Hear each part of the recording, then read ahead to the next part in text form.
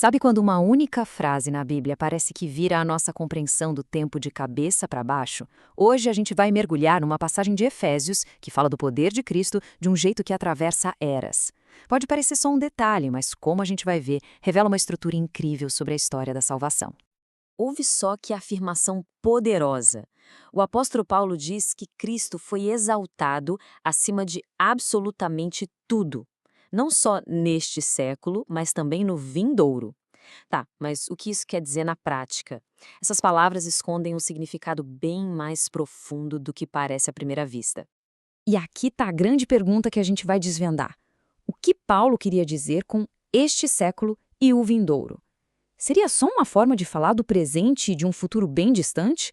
Ou será que tem uma chave aqui para a gente entender a transição mais importante da história? Para a gente decifrar esse enigma, a gente precisa entender o que essas duas eras ou séculos representavam naquele contexto. E olha, pode esquecer a nossa noção moderna de século, de 100 anos. Aqui, o papo é sobre duas fases bem distintas do plano de Deus. A resposta está toda num contraste. Não é sobre o nosso tempo contra o futuro. É sobre duas alianças, duas grandes eras da história bíblica que estavam literalmente se sobrepondo naquele exato momento da história. Vamos fazer o seguinte, colocar essas duas eras lado a lado para a gente ter uma ideia da dimensão dessa transição. De um lado, o mundo que estava se despedindo e do outro, o mundo que estava nascendo. Olha só que contraste incrível. Este século representa a era da antiga aliança, com suas leis, o templo sendo o centro de tudo. Já o vindouro aponta para a nova aliança, um reino espiritual inaugurado por Cristo. É uma verdadeira virada de chave. Vamos analisar a primeira parte disso, a antiga aliança. O que significava este século para as pessoas daquela época? Por que Paulo dizia que essa era estava com os dias contados?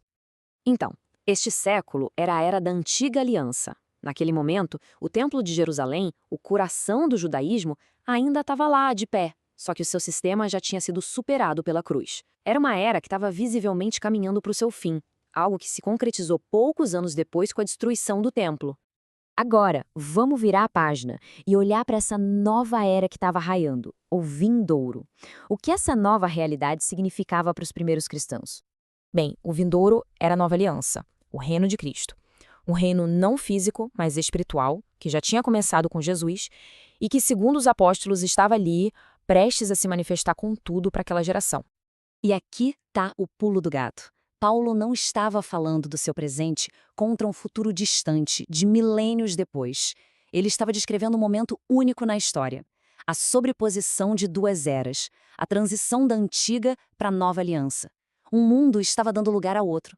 Essa citação aqui resume tudo perfeitamente. A exaltação de Cristo valia tanto para a era que estava acabando, quanto para a nova era que estava começando. A autoridade dele transcende essa virada histórica. Isso tudo nos leva à conclusão mais impactante dessa análise toda. Uma ideia que pode mudar a forma como a gente enxerga o reinado de Cristo hoje. E a conclusão é surpreendente de tão direta. A era vindoura que Paulo mencionou não é algo que a gente ainda está esperando. Segundo essa interpretação, é a era em que nós já vivemos. Ela chegou com Cristo. E essa ideia não está isolada, não. Ela se alinha com outras passagens muito fortes que falam da autoridade de Cristo como algo que acontece agora. Toda autoridade me foi dada, disse Jesus. É necessário que ele reine, escreveu Paulo.